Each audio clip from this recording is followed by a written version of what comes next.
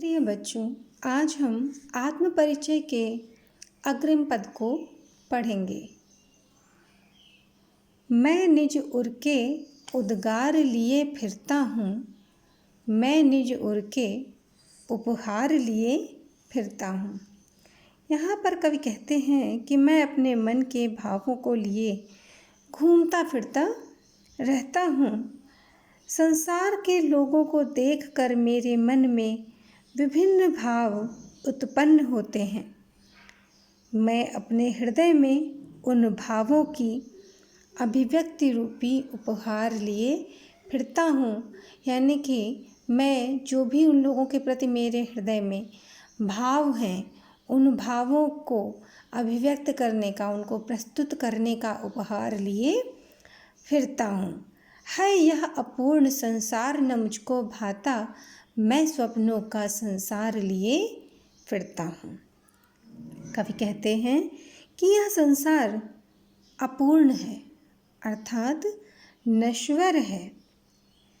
यहाँ के लोगों का लचीला व्यवहार मुझे अच्छा नहीं लगता। लचीला व्यवहार अर्थात कहने का तात्पर्य है कि अभी कुछ क्षणों में वह एक व्यक्ति के साथ होता है और कुछ क्षणों में दूसरे व्यक्ति के साथ होता है। अभी किसी व्यक्ति के साथ वह बहुत नरमी से पेश आ रहा है और अगले ही क्षण किसी अगले को देखकर उसी के साथ सख्ती से पेश आने लगता है। यानी कि लोगों का जो व्यवहार है वो क्षणिक भी होता है और एक दूसरे के प्रति अपने समय के अनुसार वो व्यवहार करता है, इसलिए इसको लचीला व्यवहार कहा है। और कहते हैं कि यह लचीला व्यवहार मुझे बिल्कुल भी अच्छा नहीं लगता। मैं तो अपने हृदय में कल्पनाओं का अपना ही संसार रखता हूँ। मैं अपने सपनों का संसार यानी कि अपनी कल्पनाओं का संसार लेकर के अपने हृदय में फिरता रहता हूँ। मैं जला हृदय में अग्निदाह करता हूँ, सुख दुख दोनों में मग्न रहा करता हूँ। मैं जला हृदय में अग्निदाह करता हूँ, अर्थात मैं अपने हृदय में भावों रूपी अग्नि को जलाकर उसी में मस्त रहता हूँ। कहने का तात्पर्य है कि वो अपनी जो भी उनकी अपनी भावनाएं हैं, उन्हीं को अग्नि के रूप में जलाकर उसी में मस्त रहते हैं। कहते हैं कि मैं प्रत्येक परिस्थिति, चाहे सुख आए या दुख आए, उसी में मस्त रहता हूँ। चाहे सुख आए चाहे दुख आए, वो दोनों ही प्रकार से अपने आप को मग्न रखते हैं। जग भव सागर तरने को नाव बनाए, मैं भव मौजों पर मस्त बहा करता हूँ।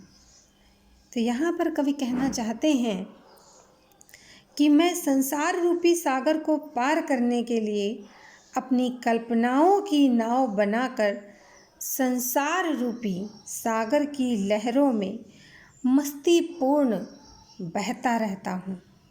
अर्थात कवि कहना चाहते हैं यहाँ पर कि संसार के व्यवहार की परवाह न करते हुए मैं अपनी मस्तीपूर्ण जीवन यापन को करने में मगन रहता हूँ। मैं अपना मस्तीपूर्ण जीवन यापन करता हूँ।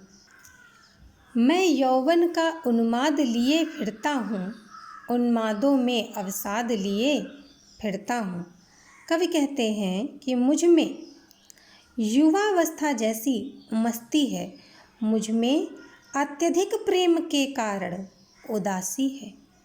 अर्थात मैं संसार के लोगों से अत्यधिक प्रेम के कारण उनके दुखों से दुखी होकर बेचैन हो उठता हूँ। वो कहते हैं कि जो लोगों के हृदय में जो दुख विराजमान है, उस दुख को देखकर मैं खुद दुखी हो जाता हूँ। जो मुझको बाहर हंसा रुलाती भीतर, मैं हाय किसी की याद लिए फिरता हूँ।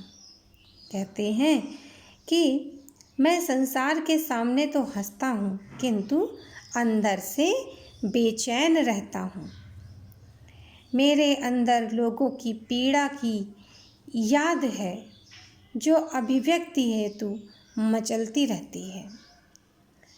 मेरे इस संसार के लोगों के हृदय को जब मैं उनके दर्द को मैं देखता हूँ तो मेरे अंदर और अधिक वेदना उत्पन्न होने लगती है। कर यत्न मिटे सब, सत्य किसी ने जाना, नादान नहीं है हाय जहाँ पर दाना। कहने का तात्पर्य यह है कि कवि कहते हैं कि मेरे इस सत्य को कोई नहीं जानता कि मैं इस संसार की यादों को भुला देना चाहता हूँ, लेकिन संसार क्या यह बात जानता है? मैं उन यादों को भुला कर भी नहीं भुला पाता। क्यों? क्योंकि अफसोस है इस दुनिया में जहाँ पर वैभव संपन्न लोग रहते हैं, यानी कि जो धन संपत्ति से लिप्त लोग रहते हैं, वहीं वैभव रहित भी हैं, यानी कि जो लोग गरीब हैं, अर्थात अमीर और गरीब दोनों तरह के लोग संसार में रहते हैं। लेकिन संसार के लोग दुखी लोगों के दुखों को नज़रअंदाज कर देते हैं। जो अमीर लोग होते हैं वो गरीब लोगों के दुखों को नज़रअंदाज कर देते हैं। फिर मूढ़ न क्या जग जो इस पर भी सीखे, मैं सीख रहा हूँ सीखा ज्ञान भुलाना। वो लोग तो पूर्ण रूप से मूर्ख हैं जो गरीब लोगों के दुखों को नज़रअंदाज कर देते हैं। मैं उनकी बेचैन कर देने वाली पीड़ा को नहीं भुला सकता। मैं कोशिश करता हूँ कि देखे हुए लोगों का दुख भुला दूँ, लेकिन असमर्थ हूँ। खुद वो चाहते हैं कि जो कुछ भी उन्होंने देखा है, लोगों को पीड़ित होते हुए, गरीबी को झेलते हुए जिनको भी उन्होंने देखा है, उस सारे ध्यान को वह भुला देना चाहते हैं, किंतु यह संभव नहीं हो पा रहा है। वो इस बात में असमर्थ हैं क्योंकि लोगों का दुख उनके हृदय को बहुत ही अधिक कचोटता रहता है। बच्चों, आज आपने 2 अन्य पद्यांशों के अर्थ को जाना। इन अर्थों को आप अपने शब्दों में लिखें। यही आपका गृह कार्य है। धन्यवाद।